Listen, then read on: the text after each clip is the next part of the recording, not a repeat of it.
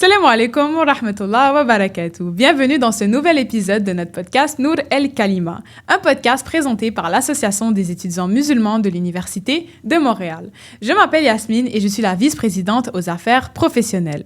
Dans ce nouvel épisode, on va discuter avec une consultante en accompagnement du changement. À travers son parcours et ses expériences, on va essayer de s'outiller nous-mêmes pour bénéficier pour notre développement académique, professionnel et personnel. Bonne écoute.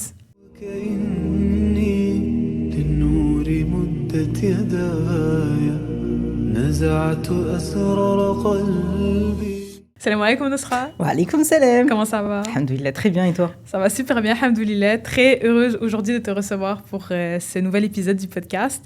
Donc, on va parler d'un sujet très intéressant. On va parler du monde du travail, entre compromis et épanouissement, comment on se sent dans notre lieu. C'était un sujet que j'estimais très important pour nous, les étudiants qui s'enlignent vers le monde du travail. Puis, à travers ton parcours, j'ai considéré que tu étais une des meilleures personnes pour en parler. Donc, merci beaucoup d'avoir accepté l'invitation. Merci à toi. Ça fait super plaisir. Puis, donc, si tu veux, on peut commencer un peu en parlant de ton parcours, de ton enfance, de tes études, pour un peu comprendre d'où tu viens, puis qu'est-ce que tu fais maintenant dans la vie. Avec plaisir. Bon, je vais essayer d'être synthétique. Donc, moi, en fait, je viens de France. J'ai grandi dans une petite ville de 10 000 habitants dans le sud de la France. Donc, c'est quand même important par rapport à mon parcours parce que j'ai grandi dans une ville où t'as pas une grosse visibilité sur les métiers, les études. T'es médecin, facteur ou professeur, quoi. Bon, j'exagère un petit peu, mais c'est un peu ça. Donc après, voilà, j'étais lycée. Je me suis dirigée vers économique et social. Là, c'est les cursus en France. Et donc j'ai commencé mes études en me dirigeant vers tout ce qui était comptabilité, finance. Je m'alignais vers ça. Et puis le Maktoub a fait que j'ai pas eu forcément les portes que je voulais. Alhamdoulilah, c'était pas un enjeu de compétences, on va dire, ou de travail, là, mais plus de... c'est la France, quoi, donc il y a eu quelques petits enjeux avec le voile, quoi. Voilà, quoi. Ça mériterait un podcast en soi, donc je vais pas aller dans le détail, mais alhamdoulilah, des portes se sont fermées, d'autres se sont ouvertes.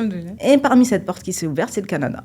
Donc je suis venue une année pendant mes études à l'UQAM, l'ESG, et c'est cette année-là où j'ai découvert la gestion du changement, excuse-moi. Ok, donc quand tu es venue au Canada, tu avais continué tes études en tout ce qui est comptabilité puis gestion. Oui, c'est ça. J'étais vraiment plus administration publique. Je faisais de la comptabilité, du contrôle de gestion. J'étais encore assez généraliste, on va dire. Et je voulais faire de l'administration publique parce que j'avais cette logique aussi d'être utile à la communauté. Pas travailler uniquement dans le secteur privé, avoir vraiment cette logique d'utilité publique. Donc, j'étais plus orientée vers ce domaine-là. Et effectivement, j'ai découvert la gestion du changement ici, au Canada, donc pendant cette année-là. Et donc, c'était assez tardivement, puisque j'étais déjà à ma 4e année d'études. Ouais. Et comment tu l'as découvert? Alors, j'avais un de mes cours qui était très axé leadership, en fait. Donc, on apprenait à comprendre les mécanismes humains, comment les accompagner en tant que manager, quels peuvent être les aspects psychologiques derrière. Donc, en fait, c'était tout cet aspect un petit peu de compréhension du fonctionnement de l'être humain. Oui. Je trouvais ça vraiment intéressant, je trouvais ça fascinant. Et je me suis dit, donc dans le monde de la gestion, on peut s'intéresser à l'être humain. C'est pas forcément le monde médical ou que le monde social. Donc je me suis dit, non, il y a quelque chose à aller creuser, quoi. Donc je me souviens de cette période-là, je me souviens même du cours, je me souviens de mon groupe, etc. Et donc j'ai commencé à me renseigner sur le sujet et je me suis rendu compte qu'il y avait un master en France qui faisait ça. C'était vraiment spécialisé, c'était à l'école Paris-Dauphine, l'université Paris-Dauphine. Master, c'est l'équivalent de maîtrise? Oui, c'est ça, excusez-moi. N'hésite pas à me reprendre là, parce que j'ai pas toujours les bons termes québécois. Donc oui, effectivement, c'est la maîtrise, en gros, la dernière année d'études. Donc j'ai longtemps hésité à postuler. Subhanallah, je me souviens de ce jour quand j'ai postulé, parce que c'est l'université Paris-Dauphine, donc ça fait partie de l'une des meilleures universités de France. Là. Et je me suis dit, non, ils ne vont jamais m'accepter, ça sert à rien. Je vais perdre mon temps avec le dossier d'inscription, etc. Et subhanallah, je me souviens, j'ai sauté un de mes cours d'anglais, là. D'ailleurs, ce n'est pas mon genre, là, mais j'ai skippé ce cours-là. Là. Et je suis allée faire la dissertation rapidement, là, pour être admise. Il restait 4 heures, je crois. Donc, j'ai envoyé ce dossier. Là. Il y avait le décalage horaire, donc ça allait, là. Mais j'ai fait ma dissertation, j'ai envoyé mon dossier, mes motivations. Et alhamdoulilah, j'ai été acceptée. Donc, j'ai effectué mon année en gestion du changement. Et en même temps, je travaillais à Air France, donc c'était des études en alternance. Et c'est là où j'ai découvert le métier de gestion du changement. t'es venue au Québec, puis après, t'es retournée en France. À Paris pour terminer tes études. C'est ça. Puis ensuite, donc, ton master s'est bien passé. Oui, très bien. C'était très intéressant. En fait, c'était vraiment un master où il y avait un mélange entre tout l'aspect gestion de projet, donc le cadre projet, et de la psychosociologie. Donc, on s'intéressait vraiment aux dynamiques humaines, comment un être humain va réagir face au changement, quelles vont être les dynamiques de groupe, quelles vont être les répercussions des pressions, entre guillemets, non, j'enlève les guillemets, des pressions des organisations sur les êtres humains et au sein des équipes. Donc, il y avait vraiment cette logique-là d'aller au-delà de la pure gestion de projet, pure gestion financière, etc. Donc, j'ai adoré mon année. Est-ce que c'était comme tes attentes? Est-ce que c'est ça que tu imaginais dans le programme? Honnêtement, je ne m'attendais pas autant, que ce soit autant poussé sur l'aspect psychosociologie, là. C'est le master 228, je fais un petit peu de pub, 228 de l'université Paris-Dauphine, mais c'est vraiment, les responsables de ce master sont vraiment tournés plus sociologie, psychosociologie que management, donc je pense que c'est ça aussi qui fait que... Ouais, mais c'est quelque chose qui t'a intéressé aussi, comme tu as dit, tout le côté humain. C'est ça, totalement. Puis ensuite, tu as fini ton master, et pourquoi avoir pris la décision de revenir au Québec? Alors, je ne l'ai pas fait tout de suite. J'ai commencé mes expériences professionnelles en France, donc j'ai commencé avec Air France, j'ai adoré mon expérience. J'ai adoré mon expérience là-bas. Et ensuite, j'ai commencé dans le monde du conseil, dans une entreprise qui s'appelle Wavestone. Donc, c'est un cabinet conseil européen. Donc, il n'est pas ici à Montréal. Et ensuite, j'ai j'ai toujours eu l'arrière-pensée de me dire, bon, je vais finir par retourner au Canada, mais quand, comment, faut y aller, quoi. Surtout que j'avais commencé ma vie professionnelle, alhamdoulilah, j'avais une bonne situation, j'étais installée. À ce moment-là, j'habitais à Lyon, parce que j'avais la possibilité de travailler à Paris, mais je voulais plus un cadre un peu plus, on va dire, tranquille, quoi. Ouais. Donc, je suis allée à Lyon. Et je me suis rendu compte qu'en fait, je ne pouvais pas travailler. Enfin, je me suis rendu compte, je le savais, mais ça commençait à devenir de plus en plus problématique. Je ne pouvais pas travailler avec mon voile. Donc, c'est ça qui a amené la réflexion de, bon, au bout de moment, il va falloir, je pense à justement changer de cadre. Et avant de changer de cadre, je vais d'abord essayer de changer le cadre. Moi, c'était mon envie de me dire, bon, attends, tu ne peux pas juste partir, là.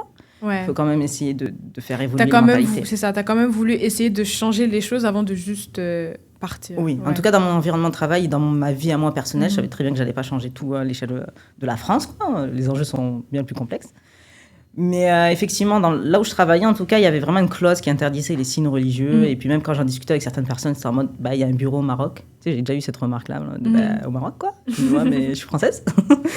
Donc voilà, donc j'en ai discuté. Et honnêtement, ça a été reçu avec beaucoup de bienveillance. J'ai eu aucun enjeu de discrimination. Par contre, j'ai pas ressenti ça. J'ai pas ressenti ça lorsque j'ai amené le sujet.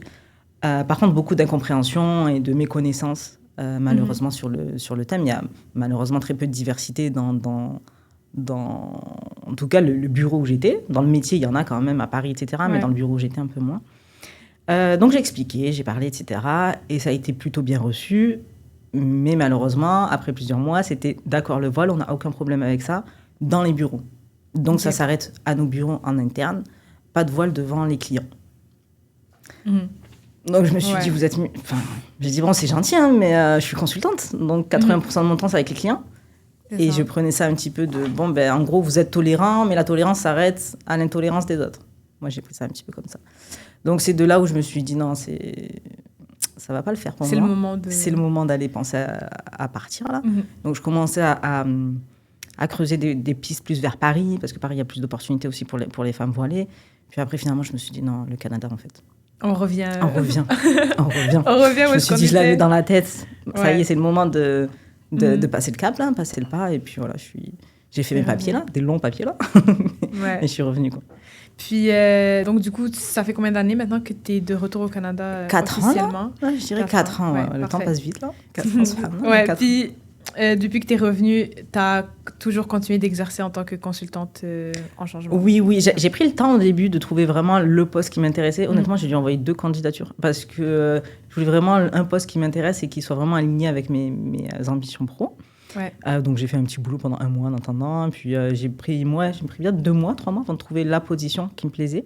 Et j'ai intégré le gros cabinet KPMG Donc, ça fait partie des 4 grands cabinets dans le monde du conseil.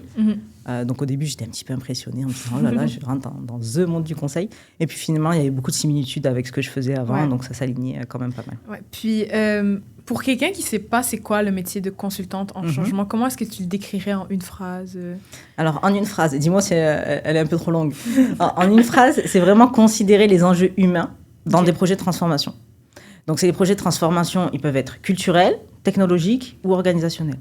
C'est vraiment de se dire comment je vais faire en sorte que les enjeux humains, les préoccupations des êtres humains et des équipes s'alignent avec les enjeux projets ou les enjeux de l'entreprise. OK, parfait. Ouais, donc, justement, sur ton profil LinkedIn, tu mentionnes « J'ai la conviction qu'accompagner les organisations, c'est d'abord accompagner l'humain. » Donc, est-ce que tu veux nous parler un peu de cette phrase? Ouais. Non, mais oui, totalement. Comme je te disais, par rapport à mon choix de cursus, j'avais vraiment l'envie de me dire, bon, bah, je ne fais pas juste du projet, entre guillemets, je ne fais pas juste de l'opérationnel, je m'intéresse vraiment aux êtres humains qu'il y a derrière. Oui.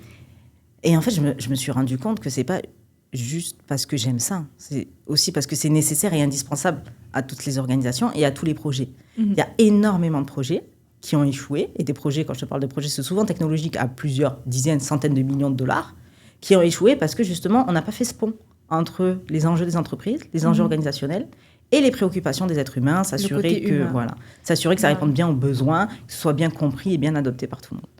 Donc pour moi, effectivement, si on ne considère pas c'est pas juste considérer, c'est vraiment avoir la conviction que n'importe quel projet ne peut pas être périn si derrière on n'a pas la pleine préoccupation des êtres humains qui vont l'utiliser ou qui vont être de toute façon les destinataires de ce projet-là, ça peut pas marcher. Ouais. Ça peut pas marcher. Donc justement par rapport à ça, quand une entreprise fait appel à tes services, mais en fait, premièrement, genre, comment ça marche? Est-ce que c'est une entreprise qui lance un projet, puis ils se disent, je vais contacter quelqu'un qui est constante en accompagnement au changement pour m'aider justement à bien mettre en place ce projet, ou c'est toi qui vas vers les entreprises? Comment ça fonctionne un peu? Oui, alors, il y a deux choses différentes, parce que du coup, maintenant, je suis incorporée, donc c'est pas forcément la même logique que lorsqu'on travaille dans un gros cabinet qui ont déjà des relations avec des entreprises qui font des projets.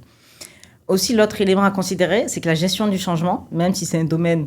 Pour moi, et je ne prêche pas pour ma propre parole, mais pour moi, c'est un domaine indispensable. Ce n'est pas toujours considéré dès le début des projets, malheureusement. Ouais. Donc souvent, il y a déjà des projets qui roulent et ensuite, ils se rendent compte qu'il y a une petite incohérence ou un petit enjeu avec l'aspect humain. Donc là, on va faire appel à des consultants en gestion du changement. Donc en fait, ce qui se passe, c'est que, en tout cas, moi, dans mon souvenir, j'ai fait très peu de projets qui ont démarré avec la gestion du changement. En tout cas, moi, je ne suis pas arrivée dès le début. Souvent, c'est des projets qui ont déjà commencé à rouler et puis se rendre compte que les besoins en gestion du changement grossissent. Donc, on va souvent faire appel à moi pour justement combler ce besoin-là. Donc, ensuite, sur comment ça se passe, soit tu es dans un gros cabinet conseil et bon, là, ils ont déjà des relations avec les clients ou des relations avec des équipes techniques à côté ou des équipes de projet qui nous appellent pour venir les soutenir. Soit à mon compte, comment ça se passe, c'est que je fais plus, enfin, en tout cas, on fait plus appel à moi via des cabinets de placement ou de conseil qui sous-traitent ensuite des cabinets, des consultants en gestion du changement auprès de clients. OK. Puis...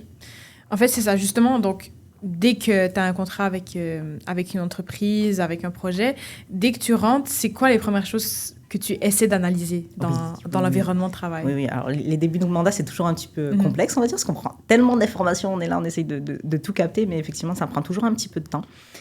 Mais en fait, la première étape, c'est d'abord bien être à l'écoute de son client direct, en tout cas la première personne qu'on a en front du projet ou du client, qui va nous énumérer tous les enjeux, tous les besoins, ce qui se passe, sa propre perception. Après, bien entendu, il faut faire le tri là-dedans, essayer de lire entre les lignes. Souvent, il y a un besoin qui est exprimé, mais il faut aller recontextualiser ce besoin, renommer ce besoin, on va dire, réajuster plutôt. Donc, il faut aussi que le client soit honnête envers vous. Il faut qu'il dise à l'équipe qu'est-ce qui se passe. Puis... Bien sûr, c'est indispensable. Et on sait que des fois, c'est pas juste simplement par manque de transparence, c'est aussi par manque de prise de hauteur. Parce que souvent, des clients, ils sont dans cet environnement-là depuis X mois ou X années. Donc, c'est compliqué aussi de prendre ce pas de recul. Et c'est aussi l'intérêt d'un consultant, c'est d'avoir ce pas de recul et ce regard extérieur pour se dire, bon, attention, là, c'est un enjeu. Peut-être que tu ne l'avais pas identifié, mais je pense que ton besoin, il serait plus au niveau, je ne sais pas, des pratiques managériales plutôt que du déploiement, tu vois. Okay. C'est plus, en tant que consultant, de faire ce petit tri-là. Et ensuite, bien entendu, il y a la deuxième étape, c'est au-delà de ton client premier, là. Tu vas aller aller chercher plus les dynamiques au sein de l'équipe de gestion de projet. Comment ça se passe, comment les décisions sont prises, comment ils considèrent l'aspect humain. Qui prend les décisions aussi. Voilà, qui prend les décisions et comment. Est-ce qu'il y a seulement l'aspect technique qui est considéré ? C'est-à-dire qu'il y a un outil, on considère qu'à partir du moment où la brique ou la phase ou la partie de cet outil est développée, testée, fonctionnelle, on considère que ça y est, c'est fini.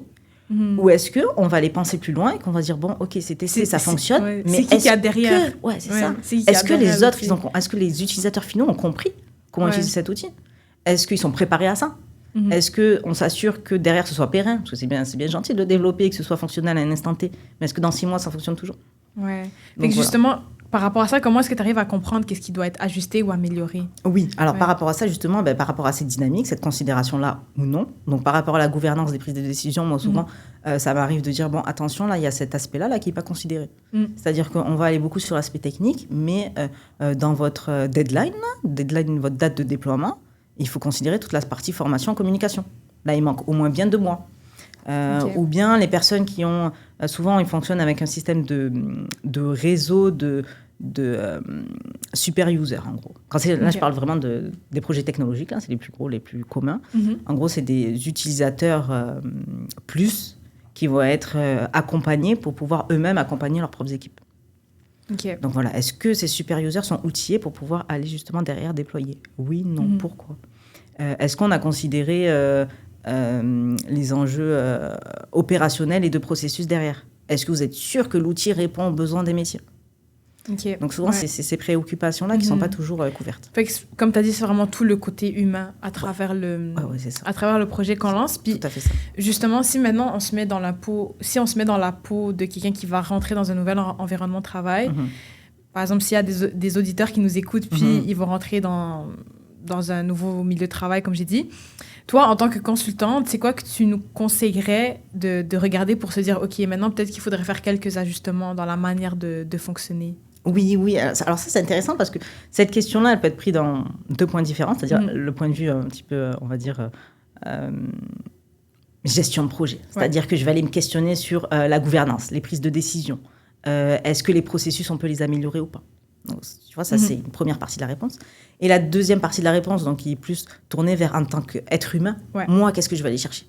Est-ce que c'est aligné avec mes propres valeurs, avec ma façon de penser ? Est-ce que c'est aligné avec mon plan de carrière ? Moi, c'est indispensable d'avoir un plan de carrière et une vision derrière, c'est-à-dire où est-ce que je veux m'en aller d'ici les prochaines années, quelles compétences je veux développer, qu'est-ce qui va faire que je vais être épanouie ou pas. Donc, je trouve que c'est important de regarder les 2 aspects.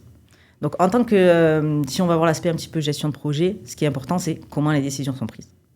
Quelle est la culture managériale en interne ? Est-ce que la culture managériale, elle prône justement le fait de penser en dehors du cadre, de proposer des nouvelles choses ? La culture, c'est ça, c'est la culture managériale, c'est ça ? Donc, si tu fais une petite définition pour... La culture managériale, c'est les réflexes, on va dire, ou la manière d'agir de la majorité des managers, ou en tout cas de les pratiques des managers qui est prônée par l'entreprise. OK. Parfait. Donc, tous les leaders et tout. Voilà, c'est ça. Tous les leaders, qu'est-ce qu'ils vont aller prôner ou mettre de l'avant ? Okay. Fait que ça, c'est en tant qu'employé. Oui. On regarde ça. Même en tant que consultant. Ça peut être les 2 là. En tant que consultant, c'est très pertinent parce que ça permet de voir comment on va aider les équipes. Parce que si on voit qu'il y a justement une logique managériale où il n'y a pas beaucoup de place à l'innovation, en tant que gestionnaire de changement, il va falloir aller travailler ça. Il va falloir les accompagner, les gestionnaires de changement, parce que les managers, excuse-moi, parce qu'on ne peut pas amener un changement si de base, on a des pratiques managériales qui visent à dire, non, on fait comme moi j'ai dit, et il n'y a pas de réflexion, il faut voir aussi si l'équipe est ouverte au changement. C'est ça. Ouais, parfait. Et d'un point de vue employé, c'est aussi important, puisque forcément, en tant qu'être humain, quand on arrive dans un milieu de travail, on veut pouvoir avoir, en tout cas, souvent on fait des études pour pouvoir avoir aussi la possibilité de réfléchir par nous-mêmes, et donc de proposer des choses. Donc c'est aussi important de s'assurer qu'en tant qu'employé, nos managers vont être à l'écoute de ça. Ouais. Et puis ensuite, bien entendu, il y a tous les aspects liés à l'alignement avec les valeurs personnelles. Est-ce que c'est dans un secteur d'activité qui s'aligne avec mes propres valeurs ? Est-ce que je vais pouvoir vivre pleinement ma religion, notamment ? Ouais, 100%. Est-ce que je vais me sentir à l'aise ? Pour moi, il y a des questions clés à se poser, notamment en tant que musulman. C'est ça. Est-ce que je vais pouvoir prier à l'heure ? Est-ce que je vais être à l'aise de le faire ? Est-ce que je ne vais pas être confrontée à des produits ou des services illicites ? Ces questions-là, pour moi, il faut se les poser dès le début. Et forcément, ça va contribuer à être dans un environnement sain. Il y a un côté, tout ce qui est travail, métier, si on est épanoui dans ce qu'on fait, puis il y a le côté valeur personnelle. Bien sûr. C'est 2 aspects à regarder. C'est ça, puis, qui se combinent, par contre. C'est très important de s'assurer que les deux soient alignés. C'est pas l'un et l'autre, c'est l'un... C'est pas soit un, soit l'autre, c'est les deux ensemble. Puis justement, ça, c'est quand même des points qu'on remarque quand on est dans le milieu, quand on a été embauché, puis on commence à travailler. Mais est-ce qu'il y a des signes avant-coureurs qu'on peut regarder pendant l'entrevue avec le... Oui, je dirais même avant l'entrevue, entre les entrevues, parce que souvent il y a plusieurs entrevues, il faut aussi considérer, se renseigner sur l'entreprise. Et bien entendu, il y a le site de l'entreprise, mais il y a aussi tout ce qui est actualité. Aller regarder les dernières infos, qu'est-ce qui s'est passé, qu'est-ce qui se dit au niveau de l'actualité. Et aussi, si possible, et c'est souvent possible, contacter des personnes qui travaillent ou qui ont travaillé dans ce milieu-là, notamment en tant que musulmans, contacter des personnes musulmanes pour voir aussi s'ils sont à l'aise en termes de valeurs et de pratiques au sein de ces entreprises-là. Questionner aussi les points qui sont importants pour nous. Des fois, c'est l'équilibre vie pro, vie perso, la possibilité de pouvoir évoluer, le salaire. Chacun a ses priorités, mais au moins, tu vas les questionner tout ça en amont. Et ensuite, pendant les entrevues, bien entendu, le feeling avec la personne qui t'interviewe, son ton, est-ce que elle a sens de l'humour, est-ce que tu es à l'aise avec elle. Pour moi, c'est important. Quelqu'un de très rigide, moi, déjà, ça va me refroidir. Et il y a un autre aspect qui est important, là, attends qu'il m'échappe, là, mais que je vais retrouver. Ah oui, voilà. Cet aspect-là, c'est vraiment avoir le sentiment et la sensation que ça va dans les deux sens. C'est-à-dire que si la personne en face de toi, tu as le sentiment que son seul objectif, c'est de combler un poste et que ça s'arrête là, c'est qu'il y a un petit enjeu. Il faut que ça soit donnant-donnant. C'est ça. Par contre, si elle commence à questionner, s'assurer que le poste réponde à tes besoins, donc là, elle commence à te poser des questions. Est-ce que tu es aligné avec ça? Est-ce que ça répond à tes objectifs professionnels? Quelles sont tes ambitions dans les prochains Quelles sont tes mois? attentes? Voilà, c'est ça, tes attentes. C'est ça. Là, les signaux sont un peu plus ouverts. Tu te dis, ah oui, non, c'est intéressant. Elle veut vraiment s'assurer que je sois épanouie. Ouais. Mais justement, ça, c'est un point que je voulais te demander.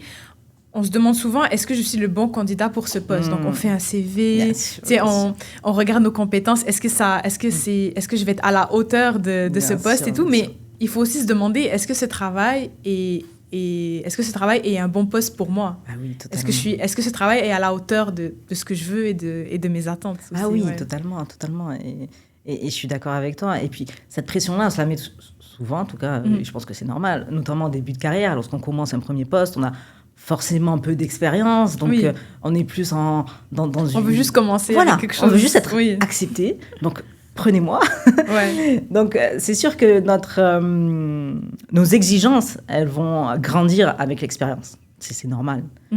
Plus on va prendre de l'expérience, plus on va être exigeant envers l'entreprise, ce qu'elle m'apporte et ce que moi je vais apporter. Puis avec l'expérience aussi, on pourra se permettre de se dire, ok, maintenant je sais qu'est-ce que je veux, qu'est-ce que je veux pas. Oui. Donc, c'est comme ça tout à fait. qu'on grandit aussi. Néanmoins, moi je pense que c'est un mélange des deux là. Moi je l'ai fait avec l'expérience, mais je trouve que c'est quand même intéressant de se prendre quand même un pas de recul dès le début. Pas forcément attendre après, dès le début, se poser la question sur qu'est-ce que je veux, où est-ce que je m'en vais, quelles sont mes attentes envers une entreprise. Quels sont mes points non négociables?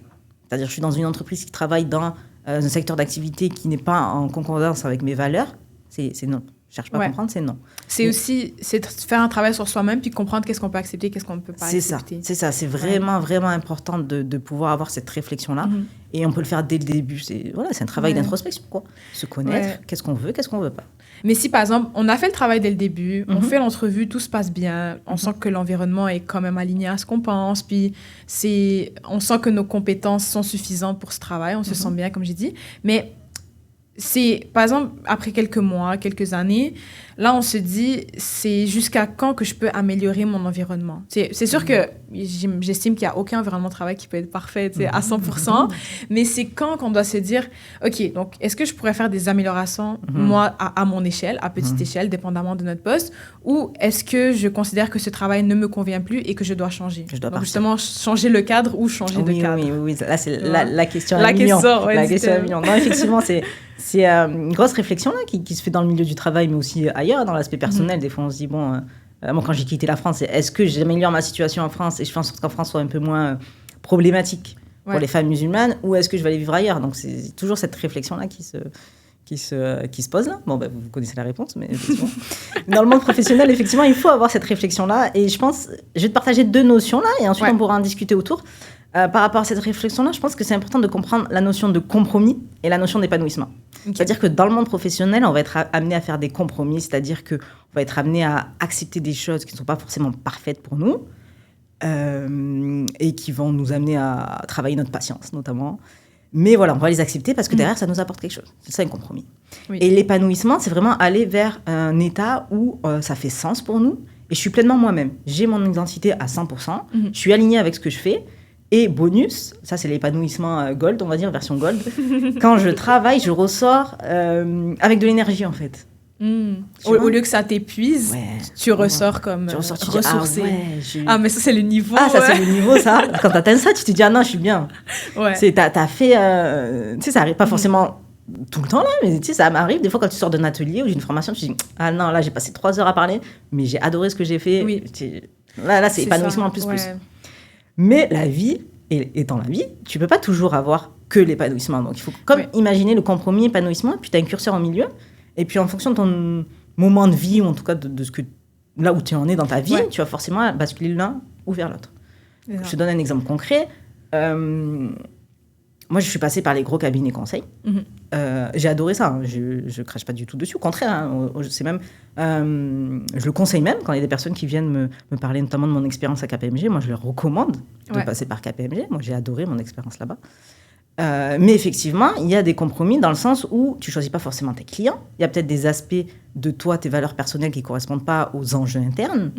Néanmoins, tu fais un compromis. Pourquoi ? Parce que tu grandis, tu apprends, tu as des compétences intéressantes. Tu développes ton réseau. C'est pas négligeable. Donc, tu apprends quand même. Donc, voilà, tu as ce côté compromis. Et ensuite, tu as le côté épanouissement.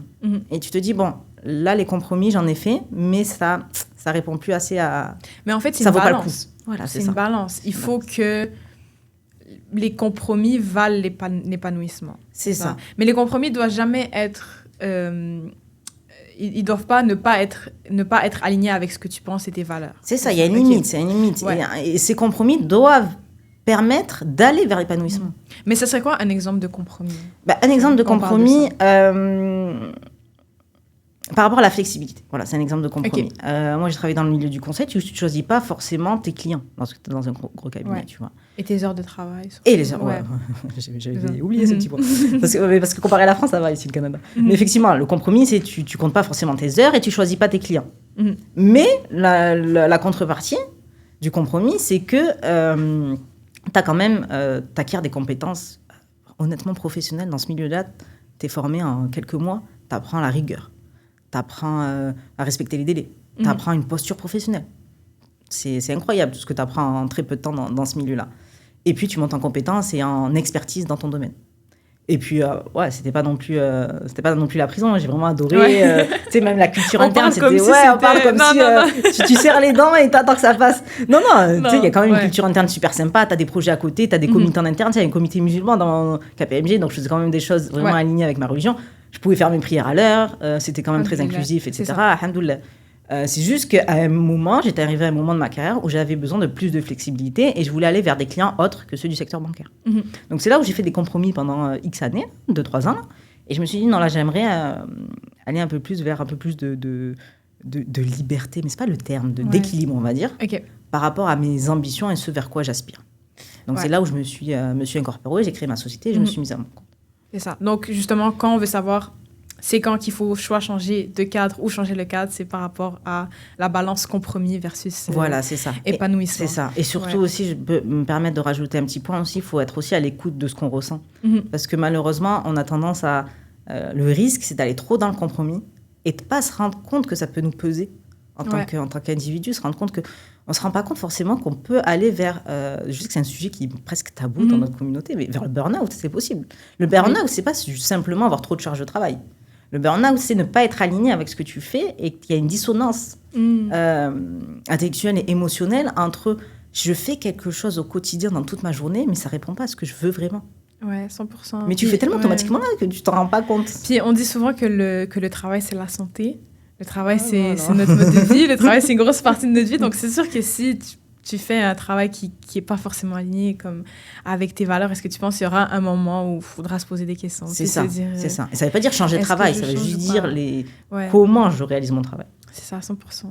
Donc, justement, est-ce que tu as des conseils pour atteindre cet alignement avec nos valeurs spirituelles, personnelles, puis nos valeurs au travail? Oui, totalement. Déjà, je veux rassurer par rapport à ça. C'est normal que ça n'arrive pas comme ça, là. Je suis encore en chemin, on va dire. Je pense il faut plus voir ça comme un cheminement. Mais en tout cas, ce qui est important, c'est vraiment de considérer nos différents rôles en tant que musulmans, en tant qu'être humain, notamment en tant que femme, parce que les femmes, c'est là où on a le plus de rôles. Et les considérer comme un tout.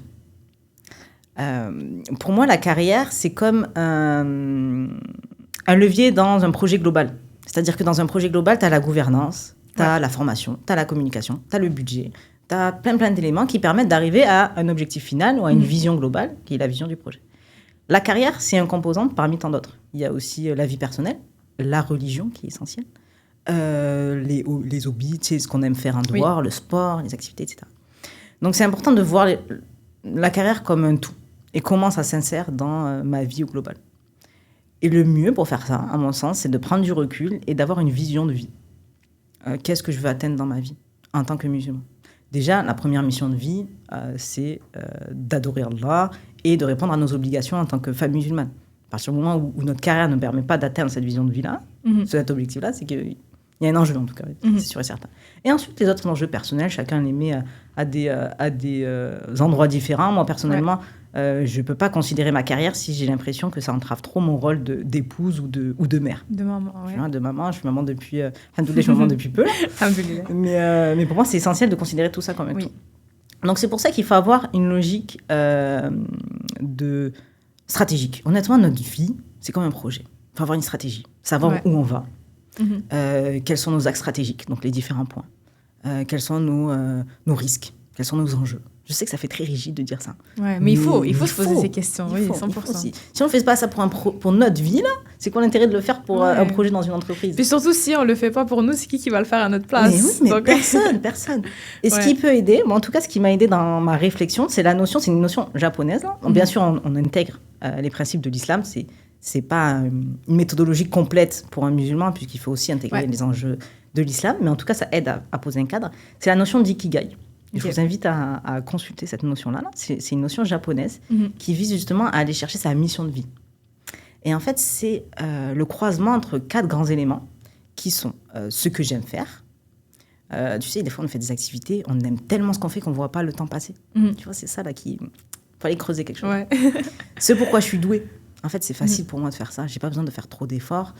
C'est pas forcément inné, tu vois. Je ne parle pas forcément de quelque chose d'inné, mais en tout cas, voilà, c'est facile. Ouais, j'ai une facilité. Voilà, j'ai une facilité.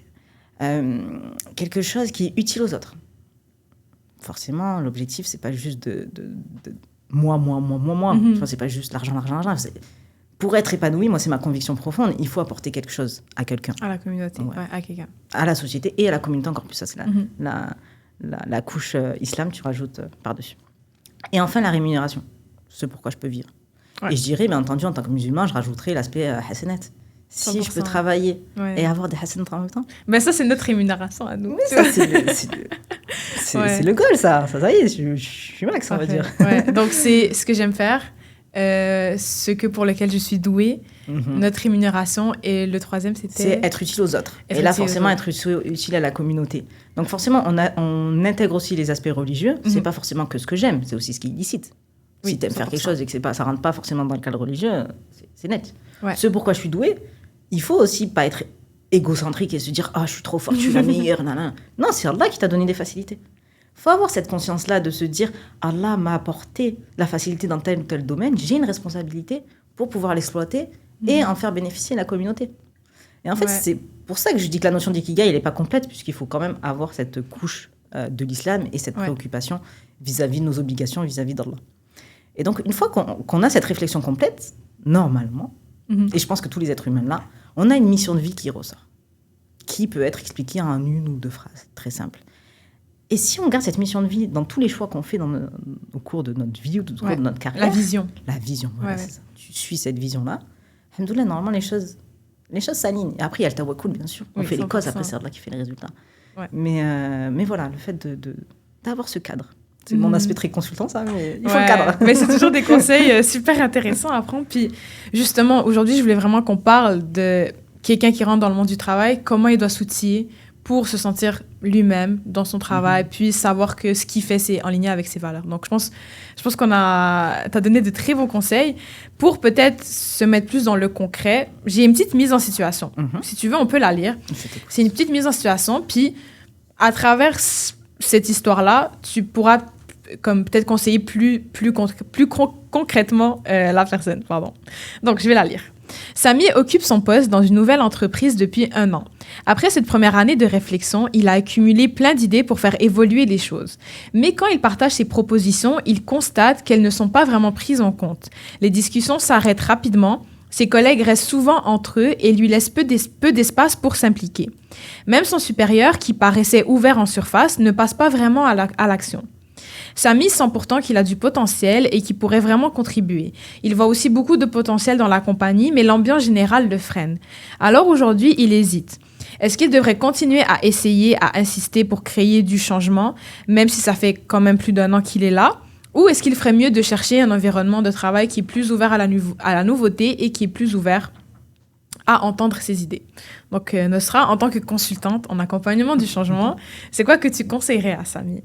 Alors, d'abord, Samy... S'il y a un Samy qui nous écoute. Bien sûr, Samy, en tout cas, bravo déjà d'essayer de sortir du cadre et d'essayer de proposer mieux, là. Et bon courage, parce que forcément, il faut de l'énergie et des efforts pour pouvoir le faire. Déjà, le premier point, tu l'as évoqué dans la mise en situation, il est en poste depuis 1 an. Je trouve que c'est un bon délai pour commencer justement à changer les choses. Et pourquoi? Et après, voir si le 1 an suffit. Il faut d'abord considérer sa légitimité en interne avant de vouloir justement amener plein de propositions comme ça, notamment lorsque ça touche les processus ou les manières de faire. C'est logique, tant que tu ne maîtrises pas ton sujet, si une personne ne te considère pas comme légitime sur ce sujet-là, elle va dire, bon, ok, cause toujours, quoi. Donc, il faut déjà questionner cette légitimité, comment il est perçu autour de lui, est-ce qu'il peut faire des ajustements sur cette perception-là? Si oui, comment? Peut-être mettre en avant ses réussites projets, ses autres expériences, etc. Donc, tout d'abord, cette légitimité-là. Ensuite, je dirais, par rapport à ce qu'il veut changer, les prioriser. On ne peut pas tout changer d'un coup. Ouais. Donc vraiment, s'il y a 1 ou 2 éléments qu'on veut changer, se les mettre en priorité. Et ensuite, par rapport à ce qu'on veut changer, alors là, il faut aller voir comment je vais le faire pour changer. Souvent, c'est en ayant dans la poche, ou en tout cas quelqu'un qui est aligné avec nos idées, des personnes influentes dans l'organisation. Ça fonctionne toujours comme ça. Et pour pouvoir les identifier, là, je vais donner un petit outil gestion du changement, se faire on va pas le faire dans le détail, mais une mini cartographie des parties prenantes. Donc, qu'est-ce que ça veut dire une cartographie des parties prenantes? C'est on va identifier quel acteur est impacté par ma proposition et quel acteur est influent ou non par rapport à ce changement-là. Est-ce qu'il va pouvoir influencer ce changement-là? Donc, imaginons que tu as une personne qui est très peu impactée par le changement et est très peu influente. Déjà, tu n'as pas trop d'intérêt à lui parler. Aller lui proposer. Tu as une personne qui est très impactée par le changement et qui est très influente sur le changement. Là, ça peut être intéressant d'aller en discuter avec elle et de mieux comprendre justement les impacts sur celle-ci pour pouvoir justement adapter son discours. Tout est une question de discours, c'est comment on amène les choses. Et ensuite, même une personne qui peut impacter sur un projet, mais qui peut être très influente, alors là, peut-être que c'est encore plus facile d'aller la convaincre. Parce qu'elle n'est pas considérée directement, elle n'est pas impactée directement, mais elle peut agir positivement si elle est alignée avec tes idées et avec ce que tu proposes. Donc voilà, déjà, commencer à identifier ces personnes-là. Une fois que tu as identifié ces personnes-là, tu vas aller questionner sur comment je vais adapter mon langage par rapport à eux. C'est-à-dire, c'est la manière de comment on amène. C'est ça. Et c'est pas simplement comment tu vas amener, c'est aussi qu'est-ce que tu vas dire qui va faire tilt chez eux, dire « Ah ouais, là, ça m'intéresse. » Elle a toute raison. Elle a toute raison. Là, c'est un sujet que, ça me parle. Tu vois, je vais te donner un exemple concret, là. Tu vois, une fois, je questionnais par rapport à la salle de prière, là où je travaille. Oui. Je vais aller pour demander, je vais pas aller demander une salle de prière, parce que moi, ça me facilite ma vie, tu vois. Je vais leur dire, moi, je veux une salle de prière, on me dit, oui, mais merci. L'idée, c'est vraiment d'aller voir, par exemple, si tu vas voir une personne DRH, tu leur expliques à quel point ça peut être un enjeu en termes de rétention du personnel. Ça peut être un enjeu en tant que bien-être, épanouissement et organisation dans la journée. Si tu te rends compte que dans l'organisation, il y a peu de musulmans, cette salle-là, ça peut être intéressant pour d'autres finalités. Comme par exemple, j'avais amené le sujet de l'allaitement. Des fois, tu peux être une mère, tu as besoin de tirer ton lait. tu as besoin d'une salle où on ne voit pas. Tu sais, parce que maintenant, avec les open space, on a beaucoup de salles avec des vitres. Et c'est ça l'enjeu quand tu veux faire ta prière. Tu ne veux pas forcément que tout le monde te voit pendant que tu pries. Donc, tu vas amener ce sujet-là. En fait, c'est aller chercher des sujets qui vont aller parler à ton interlocuteur. Okay. Donc, par rapport à ces changements-là, pas considérer les changements uniquement de notre point de vue à nous, mais par rapport à ces personnes que tu veux justement engager. C'est ça, c'est le terme, c'est convaincre. Engager. Voilà, convaincre, engager, etc. Okay. Donc, voilà, vraiment respecter toutes ces petites étapes-là. Et après, bien sûr, quand tu vois, malheureusement, potentiellement, Samy pourrait être confronté à des portes qui se ferment, à du refus, à, tu vois, de la réticence face au changement. Ouais. Jusqu'au point où ils se sentent plus à l'aise. Voilà. Si tu te sens plus à l'aise, tu vas questionner, par exemple, est-ce que c'est seulement ton manager ou est-ce que c'est la culture globale de l'entreprise ? Ça aussi, c'est important. Parce que des fois, ça peut juste être une personne. Tu sais, c'est dommage de quitter une entreprise pour une personne. Tu sais, il suffit, entre guillemets, que cette personne soit remise dans le cadre de l'entreprise où tu lui rappelles la stratégie de l'entreprise, la vision de l'entreprise, et tu vois, ça va mieux. Ou bien tu passes par une personne, c'est pas la meilleure pratique dès le début, mais des fois, tu passes par la personne qui est au-dessus et ça va mieux, tu vois. Ouais.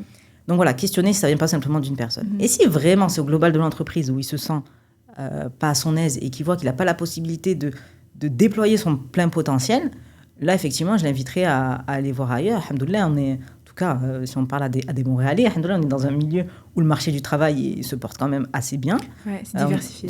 C'est quand même diversifié. On a la possibilité d'aller voir ailleurs dans d'autres entreprises, etc. Donc, il y a de belles entreprises à Montréal où on a la possibilité de proposer des choses nouvelles, où justement l'innovation est très bien reçue et très bien accueillie.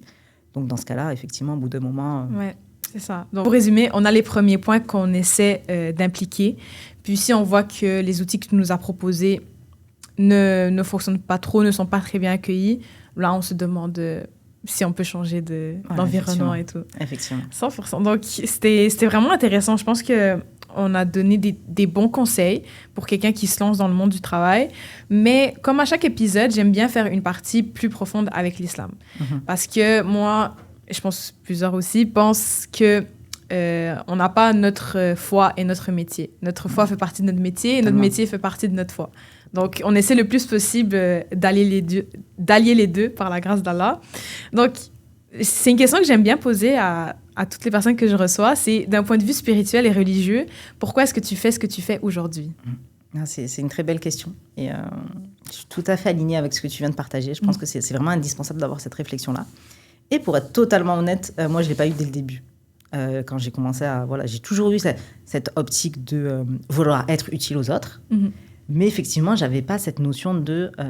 et si mon travail pouvait m'amener des hasanat en même temps, tu vois. C'est pas arrivé directement. Et subhanallah, cette réflexion, elle est arrivée avec une discussion avec mon père que j'ai eue très tardivement. Et en fait, mon père, il était... voilà, il a la retraite, là. Mais il a beaucoup travaillé dans les abattoirs. Okay. Et il s'assurait que la viande soit halal. Donc, il égorgeait, il s'assurait que la communauté ait accès à la viande halal. Ouais. Donc, il m'a dit, moi, alhamdoulilah, je suis épanouie parce que je fais en sorte que ma communauté mange halal et que la viande soit vraiment licite. Et je me suis dit, c'est beau. Ouais, tu sais, je me suis dit, j'avais jamais vu ça comme ça, tu vois. Je me suis dit, comment je tourne ça, moi, pour ma vie professionnelle, tu vois. Et alhamdoulilah, comme c'est quand même axé vers l'humain, j'ai ce truc de me dire, je facilite les choses aux membres des équipes qui sont impactés par le changement. Je fais en sorte qu'elles soient quand même plus sereines, moins stressées, qu'elles soient plus alignées avec les changements qui sont amenés. Donc, à ce moment-là, j'ai quand même cette vision d'apporter quelque chose à l'autre de manière indirecte. Mais Inch'Allah, pour être totalement transparente et honnête, j'aimerais aller plus loin et amener directement mes compétences au sein de la communauté, notamment des femmes de la communauté. Ouais. Car, comme tu l'as dit, c'est essentiel d'avoir cet alignement entre foi, religion, vie perso, vie professionnelle. Donc, j'aimerais justement aller plus loin, accompagner des sœurs qui seraient dans ces enjeux-là, qui auraient besoin d'un cadre pour pouvoir y arriver. Mais je considère que les deux, quand même, peuvent s'allier. Et puis, c'est possible d'avoir cette sensation d'alignement. Et je le précise parce que moi, j'ai toujours cru, excusez-moi, j'ai toujours cru qu'on ne pouvait pas avoir ce sentiment-là si on n'était pas dans le milieu médical. J'ai eu ça pendant un moment là, dans ma réflexion. C'est vrai que quand on a la vision d'une personne qui pratique en médecine, le médecin, il a un contact direct avec le patient, donc il a une influence directement sur sa santé. Et puis tu vois aussi concrètement qu'il y a eu un changement. Je me suis dit, machallah, ici, ils ont des hasanettes directement. Là, il n'y a pas besoin d'aller chercher, directement, comment je peux retourner mes compétences. Mais quand tu prends du recul, tu remarques que c'est présent dans tous les métiers. C'est ça. Au final. C'est ça. Puis tous les métiers ont leur importance dans la communauté. Mais tout à fait. Et c'est cette prise de recul qui permet justement d'arriver à cette conclusion-là. T'as pas besoin, entre guillemets, de sauver des vies ou de trouver le remède contre X ou Y maladie. L'idée étant de faciliter quelque chose à quelqu'un. Donc, justement, par rapport à ça, est-ce qu'il y a un verset ou une invocation ou un principe islamique qui te guide dans ton travail à tous les jours? Oui, honnêtement, il y a un hadith, là. Je pense souvent à ce hadith, et quand je fais des choix, on va dire que voilà, je l'ai à quelque part dans ma tête. C'est un hadith du prophète sallallahu alayhi wa sallam qui est authentique. Je me permets de lire pour être sûr à 100%. Les gens les plus aimés d'Allah sont ceux qui sont les plus utiles aux gens. Et l'action la plus aimée d'Allah est la joie que tu apportes à un musulman, ou que tu l'éloignes de lui une difficulté, ou que tu règles pour lui une dette, ou que tu l'éloignes de la faim. Et subhanallah, je me dis, au travers de nos métiers, peu importe le métier, la finalité, c'est toujours d'amener quelque chose à quelqu'un ou de lui retirer une difficulté. Et en tant que musulman, il faut avoir cette réflexion-là de se dire, au travers du métier que je vais faire, au travers de mes compétences que je vais développer, qu'est-ce que je peux apporter à la communauté pour pouvoir justement lui faciliter quelque chose. Donc voilà, moi j'ai cette réflexion-là. Mon objectif idéal, ça serait de faciliter justement cet alignement qu'on évoquait entre la vie personnelle, la vie professionnelle, les enjeux spirituels.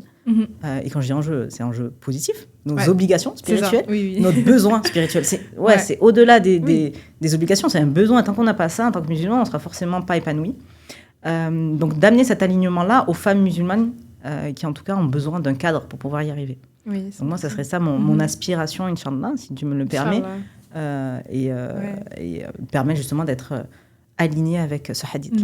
Et justement, pour conclure, j'allais te demander qu'est-ce qu'on peut te souhaiter pour la suite. Donc j'imagine que ça, c'est un nouveau projet pour toi, si tu veux en parler plus. Ah oui, tout à fait. Donc ce qu'on peut me souhaiter, continuer d'être, en tout cas d'aller de plus en plus vers cet épanouissement et alignement-là. Comme je te disais, c'est un cheminement, on n'est jamais à un instant T. Et d'être utile, effectivement, à la communauté. D'apporter justement un programme ou un accompagnement ou un cadre qui soit utile aux femmes musulmanes montréalaises et au-delà, on va dire, francophones. Je vais me concentrer sur le français déjà.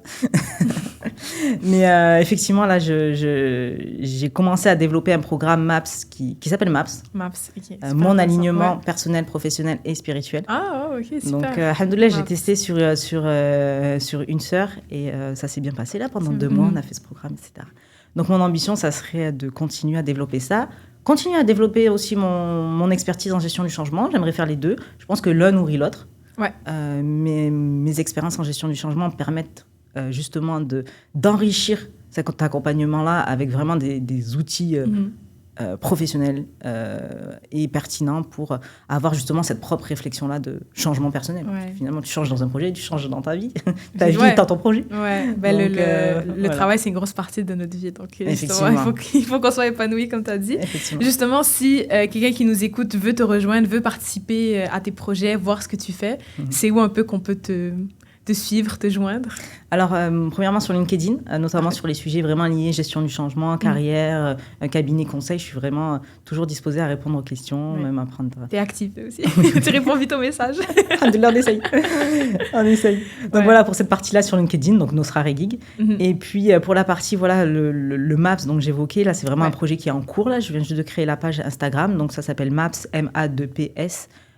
Tiré du 6, je crois, ou espace Ikigai. On mettra en description, de toute façon. Super.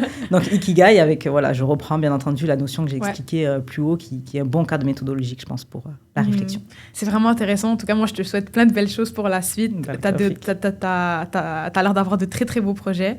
Puis, merci beaucoup pour cet échange. Merci d'avoir pris le temps de nous donner des conseils, la jeunesse qui rentre dans le monde du travail, parce que tu sais, comme à l'école, on nous apprend souvent le côté théorique, mais le monde du travail, on le sait tous, c'est complètement un autre aspect. Donc, c'est vraiment super d'avoir des échanges comme ça pour pouvoir en bénéficier, puis nous aussi grandir.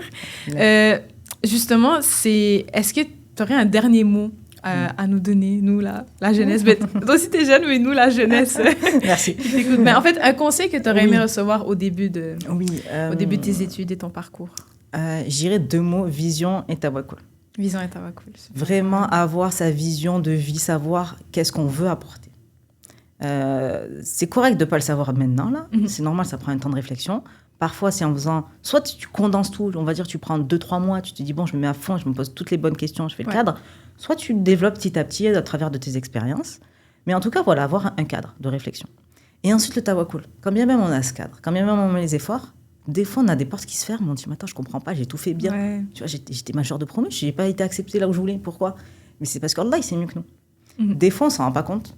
Moi, plein de fois, ça m'arrive dans ma vie, je ne me rendais pas compte. Attends, pourquoi cette porte, elle s'est fermée ? Tu vois, je voyais ça comme quelque chose de négatif.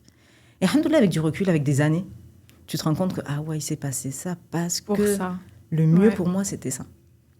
Donc, c'est pour ça, alhamdoulilah, il faut avoir les 2 aspects, quoi. Vision et tawakkul. C'est ce qu'on retient. Merci beaucoup, Nosra. C'était vraiment une conversation très, très intéressante. Barakallahu fik pour ton temps, pour le fait d'être venu, d'avoir pris le temps de discuter avec nous. Et salam alaikum. Wa alaikum salam.